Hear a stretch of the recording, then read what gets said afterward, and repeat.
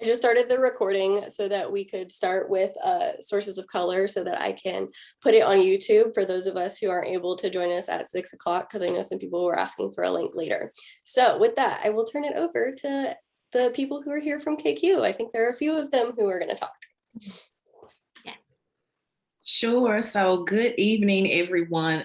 Thank you to Nicole and to the leadership of SPJ Georgia, to the chapter for this opportunity. Before we jump in, first, again, thank you everyone for attending on this evening. Before we jump in, I'd love for each of us on the KQ team to introduce themselves.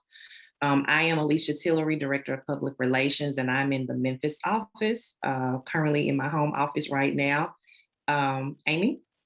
I'm Amy Rosenberg, Digital Media Director, and I'm in the Atlanta office. Moses? I'm Moses Everett, Digital Marketing and Branding Manager, also in the Atlanta office. Renee? Oh, well, Renee Malone, the president and founder of KQ Communications, and they're speaking today and presenting. I kind of just wanted to be here to celebrate and support them. And Nicole and your team, thank you again for allowing us to have this opportunity. Great. So we are so happy and proud to have SPJ as a partner supporting this very important work. We know that you know a bit about the platform because you're here to learn more, but you may have thought, we hopefully hope you thought this is an awesome idea, the platform. And so maybe you were wondering who is behind the platform and, how and why did they come up with it? So just in a nutshell, KQ Communications, again, we're a Black-owned public relations, digital marketing, and branding firm, again, with Memphis and Atlanta. And as Nicole mentioned, it's on our website. So our purpose is to do good work for good people who are making a meaningful impact on our community. And so obviously we want to make sure that this platform reflects our purpose as well. And our promise to all of our clients and whoever we work with is that there's no guesswork. We're always going to provide research-based results. So that's our promise to our stakeholders and the people we work with. So obviously there was a problem. Just a bit of background information. About a year ago, feels longer than that, but summer 2020, you all know all of the social injustices and the racial tension and the murder of George Floyd. In summer of 2020, there was a lot of conversation about diversity and inclusion, making sure that there's representation across the board. And we know at KQ as PR practitioners, but also quite a few of us being former journalists, there's a big problem. There's a lack of Black and Brown folks represented throughout the industry. So we have a couple of quotes here. I won't read them all, but a freelance writer. It's no secret that news media tends to rely on limited perspectives and reporting, namely those of men, many of them white. And so there's a freelance writer, Ruth Terry, even dropping down a bit to the last quote. The Associated Press does a study ever so often. And so this person, Dwayne Desarniers, expert sources are critical to reporting process. The need for credible experts that reflect diversity has never been more important for newsrooms. And you all as working journalists already know that. And so we needed to come up with a solution. We were definitely inspired and wanted to make a change and be one of those organizations who wasn't just talking about making a change in diversity and inclusion and equity, but actually making an actionable change. And so Peter Evans, CEO of Expert File, says that this is what's increasingly critical for working journalists is access to a large searchable network of credible experts. We know on the PR side that it's our job to supply you all with credible experts who can help you with your storytelling. And so with that, we came up with sources of color. I love that before I toss, I love that, Nicole, you mentioned that you all at SPJ, you all's mission is to make sure that you're keeping up with tech trends that help with telling, great, accurate stories. And so this online platform is really just a one-stop shop. It's for journalists and credible, diverse sources. And we want to make sure that you all can connect quickly. When you have stories, you don't have to search. We know that you want to get out and have your boots on the ground. That's the exciting part about being a journalist. But in the event that you need to connect with someone quickly, this is a platform for you.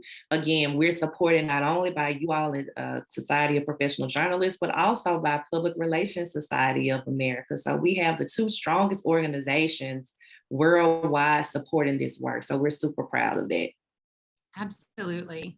And so we've created this platform, and it is really a year's worth of a lot of hard work and stumbling blocks and trying out different things. And it's been a real work in progress, but we are so proud to be able to unveil this platform that has some really unique user features. And one of the big ones is that you can develop and customize a profile that allows you to select interests and you can customize it with your interests, your experience. You can select from more than 200 industry and expertise options. And then you will have the opportunity to search. So if you're looking for something very specific and niche, the hope is that you will be able to find someone who is able to speak in that area. And then also being able to do everything really within the platform. So being able to message someone directly. You find somebody who is absolutely the perfect fit, or you believe that they are going to be great, and you've got a really tight deadline, you can message them right within the platform, see that they've got a little green dot, they are online right now, and you can message them and get that turned around really quickly. So it's all about having everything right within your grasp. In addition to those user features, what we want to be able to do is help guide you on your keys to success. And really the biggest key is just making sure that you utilize all of the amenities that are available within the platform. So the biggest thing is having a detailed bio. And within that bio, you can actually include links to samples of your work. You can link your social media profiles. You can note that you went to a specific college. You can, all of those different areas are listed. So you can make sure that it is really detailed to make sure that you are found easily by sources. And our hope then is that sources, what we are encouraging them to do, just as we are with all of the journalists who have already signed up on the platform, is kind of not coaching, but giving them the best practices information so that they know that the best way to get found is to really detail out their profile. So hopefully what you find in there, what we expect that you will find as you go through and start searching for sources, is that they have detailed profiles, and you'll be able to go through and essentially vet them right there, and see that they have experience speaking on this particular topic, and that maybe they've been quoted in something already, or along those lines. So you can really detail your profile, and you'll be able to look at the sources profiles as well and see if they really are the perfect fit for your story. So with all that being said, I'm going to throw it over to Moses, who will actually take us inside the platform and show you how it all works. Sure thing. Thanks so much, Amy. So our approach to sources of color was to really ensure that we kind of reimagine the process of a journalist finding a source, and conversely a source finding a journalist. And so when you first arrive at the site, this is our front-facing marketing site page. And so at a high level, it just goes over the various information around sources of color, what it does, who it's for, and the benefits to each of those relative audiences. The app itself, which I will walk you through, is really meant to provide a very familiar experience. So if I'm sure everyone on the call has a Facebook or LinkedIn profile. Maybe you've even utilized a dating site before. Kind of imagine this being the hybrid of all of those platforms combined. Our goal is, as Amy mentioned, is to provide a platform for subject matter experts to showcase their expertise, their backgrounds, and then give journalists the ability to search against those inputs. And so any area of a profile is actually searchable. So not only the high level expertise and industries that you can select from a list, but even keywords that are mentioned within your bio. All of those can be searched against and then found to then create those connections. And so as you can see, I have a test profile here for myself as if I was playing the role of a journalist. Here I've created my bio, information around my civic organizations, my work experience and background, education. Like Amy mentioned, I can indicate that I went to HBCU. I also can create posts. And so if I am, that journalist, I'm looking for someone to contribute to a story, I can indicate that here through the post, and any of my contacts would be able to see those notifications. And then I have easy access to my contacts as well. And so as you're engaging on the site, finding people that are going to be relevant to the stories that you create, you can add them as contacts and easily connect with them going back and forth. Like Amy mentioned, we also are able to connect to external resources as well. Again, the overall goal is really to make the process of vetting a source much more efficient. Kind of speaking of one of the points that Alicia made, we really pride ourselves on taking a research-based approach here at KQ. And one of the really interesting data points that we found was that the Department of Labor Statistics said that almost 25% of a journalist's typical work week is spent simply finding sources, identifying them, researching them, vetting them. And you think about that, that's a significant amount of time. And so we wanted to really improve that process. And so again, from the singular platform, you can capture their relevant information in the profiles and the bio, but then also see any associated materials that they will want to share. And so in my case, I have links to my personal portfolio, my LinkedIn. We have a number of other social media sites, all of the relevant ones out there. So from Twitch to Twitter to TikTok, all of those are represented, and they can share, each user can share their relevant content. So getting into the search function, that's probably the area of the site that I'm most proud of. We again built the search functionality to operate kind of similarly like a dating site. And so again, if you think about how that process works, you start looking for a specific person that meets this criteria.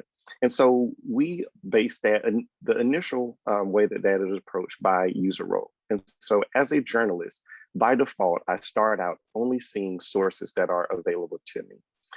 I can then see any of the relevant areas of expertise that are indicated in the results, and I can then filter against those. So as you can see, there's quite a range of different topics that are covered just from our current user base. And out of those 61 results, I can click on any of these and it's going to automatically filter out those results. And as I make changes, it's going to dynamically adjust the results as well. And so if I'm doing a story that's made up of all these components, social justice, education, communications in some aspect, I can start to key in and see, okay, these are people that are going to be really great contributors to my story. Like I mentioned, you can also search against any keywords as well. If those keywords are found in that user's profile, they'll generate a result. So for instance, if I were typing in education, I'll start to educate people that have a background in education. So we see, for instance, a KQ client of ours, Dr. Carol Kelly, the superintendent. You see a human resources officer at Birmingham City Schools, another education entity. And so again, we want to make that process as streamlined as possible. And we feel really confident that sources will be able to provide that. Conversely, for the source side, they would be able to search for journalists in a very similar way. So if they were wanting to pitch to any of you all, if they are, we have journalists, for instance, with that focus on transportation writing. Maybe it's the founder of a electric car company. They would be able to search again against those same terms just for the opposite role of theirs. Once those individuals are identified, you can add them as a contact, and then you can conduct your messaging. And so from here, I can, reach out to say, hey, Joseph, you might be a really good fit for my story. I checked out your bio. Would you be available to chat? What's great about it, again, like Amy mentioned, we have offline notifications. And so even if the user isn't actively on the platform, they'll receive a notification to be able to go in and execute the interview, or just the questionnaire, whatever the process may entail. And so from that point, I can start to conduct my vetting process. I can see that Joseph is a clinical professor of psychiatry in San Francisco. I can see his background, read through his bio. And again, I've closed the amount of time, reduced the amount of time that it would take me to find someone with this same relative experience. I never had to leave the platform. I didn't have to go to Google, Facebook. I can conduct all of that here in one place. And so, we're really excited about just the initial launch. We are very much in our infancy. And so it's a living, breathing document, so to speak. We're always making changes. And going back to the deck for a second, some of our things that we're addressing kind of in this next phase of our roadmap. Number one, again, we focus on creating efficiencies for both of the process. And so for one of those is an agency admin dashboard for our PR Pro users, essentially being able to manage multiple profiles account. And again, from a journalist standpoint, that just helps your efficiency of having to connect directly to whoever that representative is. Also providing multimedia post support. And so what that means is for those posts beyond just static text, actually being able to upload a video, photos, anything that would be relevant to what is either being pitched or being requested for your story. And then finally, integrated video chat. Again, we want to make our platform as seamless as we possibly can. Zoom is a way of life now, and so we want to incorporate that same functionality into sources. And so with the idea of, if you have identified that person that you want to connect with, you've arranged a time, you no longer will have to send a Zoom link. You'll conduct your video directly, or your video interview directly on the platform. And so we have many more features that we plan on rolling out in the near future. But always, open to our hearing from our partners and getting feedback. We've just in our infancy, been able to get some really great actionable feedback to just make our platform as optimized as we possibly can. So just really excited to get you guys on board using it and starting to make connections.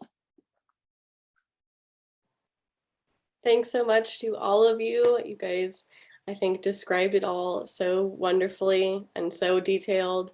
I have been messing around with it in the last couple of days and trying to figure it out for myself. And it has been very user-friendly and very much like a social media website for the journalists that are on here and are curious if it actually works like they say it does. It does. And I highly encourage everybody to go on and make your own profile and start going ahead and messing around with it yourselves. I do want to open it up for questions if anybody has any, or also just comments. We just want your feedback on this. SPJ was a part of the creation of this. So, we also want to hear from journalists and what you guys think of it. So anything from anybody, we are happy to, we would be glad to have you unmute yourself. You can chat with us, it doesn't have to be just us in a little presentation. Or just drop your question in the chat and I can read it out too if you're more comfortable with that.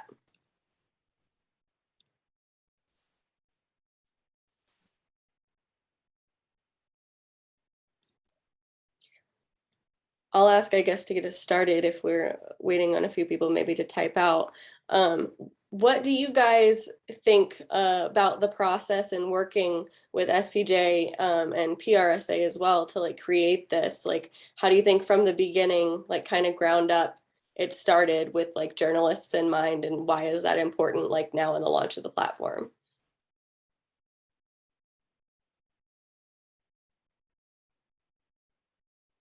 I think Amy's muted. Of course, I was muted.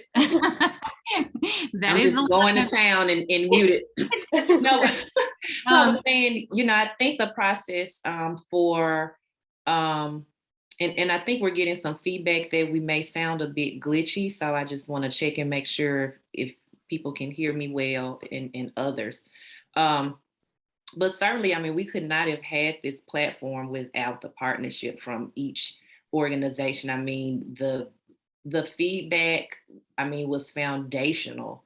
And I'm sincere when I say that. I mean, from raising up um, ethical issues on the journalist side, which we certainly want to make sure that we're kind of serving two masters and making sure that we hit all the benchmarks and that we check all the boxes for both industries that kind of work a little bit differently. So we were so happy to connect with Rod Hicks, who's also on the call right now.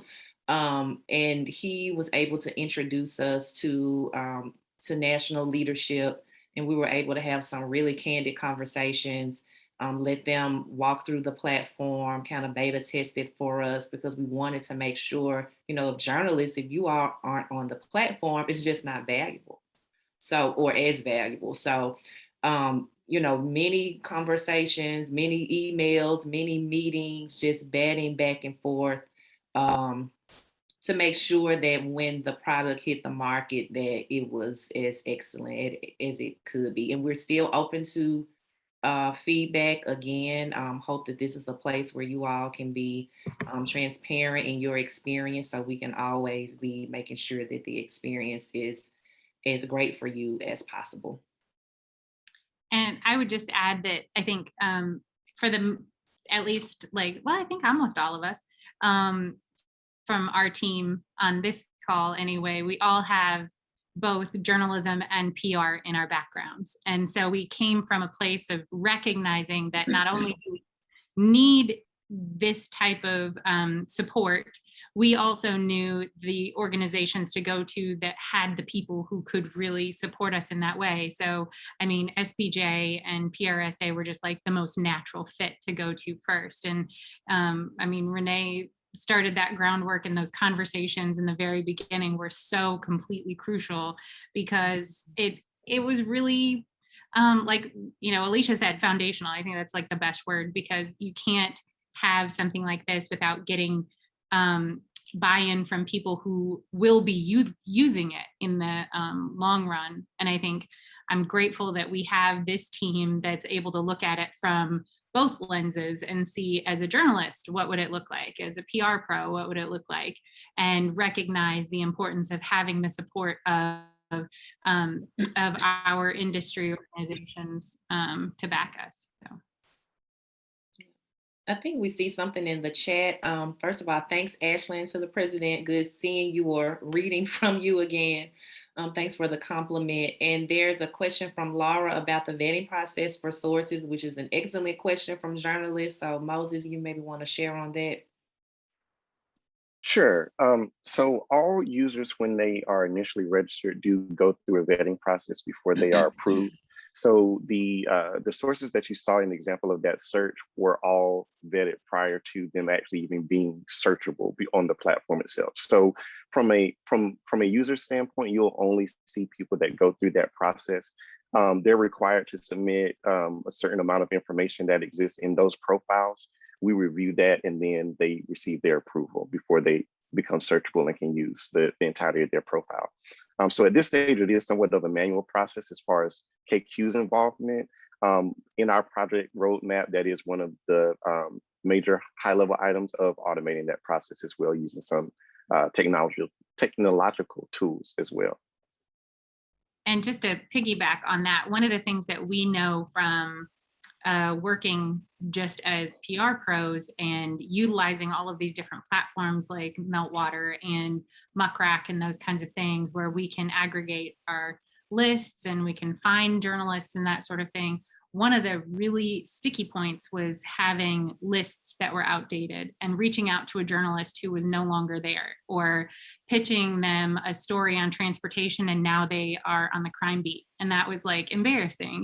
We would have to do the first initial run on like Meltwater or Muckrack, but then go through and also do more research and make sure, are they still in that role? Are they still on that beat? And so one of the things that we've really looked at, and it's not a perfect science, obviously, because people change and all of that kind of thing, but we have taken into account that we will have to make sure as we move forward, that is really taken into consideration. So we will be making sure that those contacts are not only vetted, but continually watched and vetted, so that, 3 years down the road, you don't download a list and only 3 of the journalists are usable. So it's an initial process, and then it will be a continual process too, of just continuing to vet and make sure that those journalists and sources are usable down the line. And if I can add one more point, a byproduct of our partnership with PRSA is the fact that we are, primarily focusing in these initial stages on individuals that have representation. And so by virtue of that, we ensure that, they are who they say they are as well. As we expand and grow and are able to leverage more of those automated processes, we definitely want to open it up fully to, the average Joe, so to speak.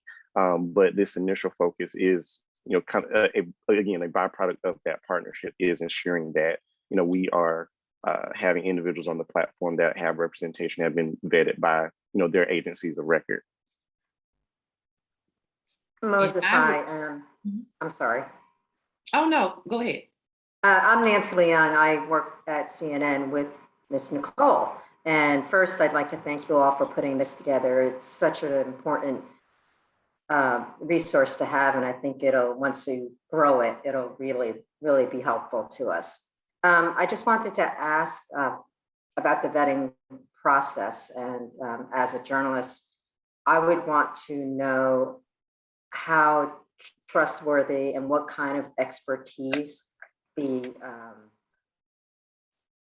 experts would have. How do you go about vetting the people? Sure. So the required fields that need to be completed before a user is approved include, of course, your name, the organization that you work for, title, the industries of expertise, and the industries / areas of expertise. Depending on the level of completeness that they indicate, that sometimes it does require us to reach out to them directly and to provide some additional information. But again, many times they are able to include things like links to their LinkedIn or their Twitter portfolio. So they are able to provide, we set up the system to allow them to be able to provide enough external resources to confirm that their identity essentially, that we can ensure that they are who they say they are before getting approved. Thank you. Does that answer your question? It does. It does.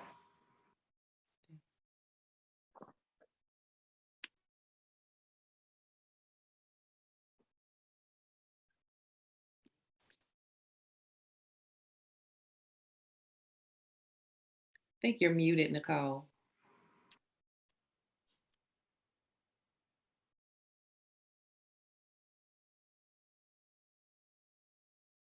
Still muted. I'm back. I was saying, if anybody else has questions, please continue dropping them in. I mean, we blocked out some time, but feel free if you are, still working. I know journalists, we work crazy hours to pop in, pop out, whatever you guys need to do. And I'll just ask like one final thing to wrap it up. If nobody else has anything, and if you do, we'll just add it in and keep going. From like the journalist perspective, how do you think that this changes what we're doing now already? I know you guys talked about like cutting down like the time it takes to like look for sourcing and everything. But like really it is a new technology, I think, like we were talking about too, for journalists, and how does that affect what we're doing going forward? And that'll kind of be what we wrap it up on.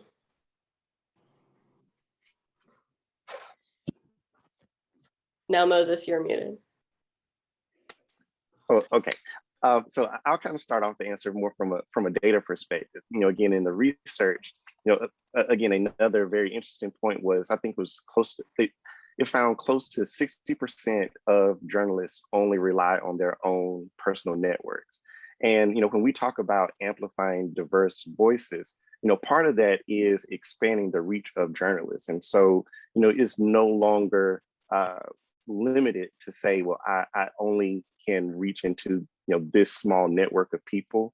The goal of Sources of Color is to have that extensive pool that they can reach into. The ultimate goal is to just give access to a wider range of sources. And so, there's no longer, we envision a world where there's no longer a limitation in just your own personal network, your own personal Rolodex. Our goal is to make this accessible to journalists across the world, where they can really tap into that network of diverse sources and subject matter experts. And I'll also add to that, Nicole, on the just kind of focusing on representation in the journalism industry. Journalists are telling all types of stories, and sometimes you're looking for a very specific person. You do want them or need them to be of color. You do need them in a very specific industry. You are looking for almost sometimes a needle in a haystack. And so we know that sometimes, not just in the journalism industry, but just across the board, sometimes some people will say, we just couldn't find a person of color, whether that was an applicant for a job or to include them in stories. And so this platform kind of says, hey, there's no excuse. And certainly there are some instances where you're in locations where you just literally can't get your hands on that person that you're looking for. And so this platform is really the answer to that. Sometimes if I've been writing a story, I'm looking for a Black woman in tech. And so I'm, putting out feelers on social media platforms. I don't know these people. They may say one thing, but when it comes down to it, they're not really the source that I really need. Maybe they're not as reputable as I would like them to be. But in this platform, you're able to kind of see, who folks really are and be as specific as you need to be. And also I wanted to mention that even though it's Sources of Color, we also have other customizations as you're completing your profiles and searching for sources based on other factors, whether it's sexual orientation, your identity, things of that nature. So I wanted to make sure that we kind of cover their intersectionality and be as inclusive as possible. Thank you to everybody who's here and to KQ one last time. Bye, everybody. Bye, good evening. Have a great one.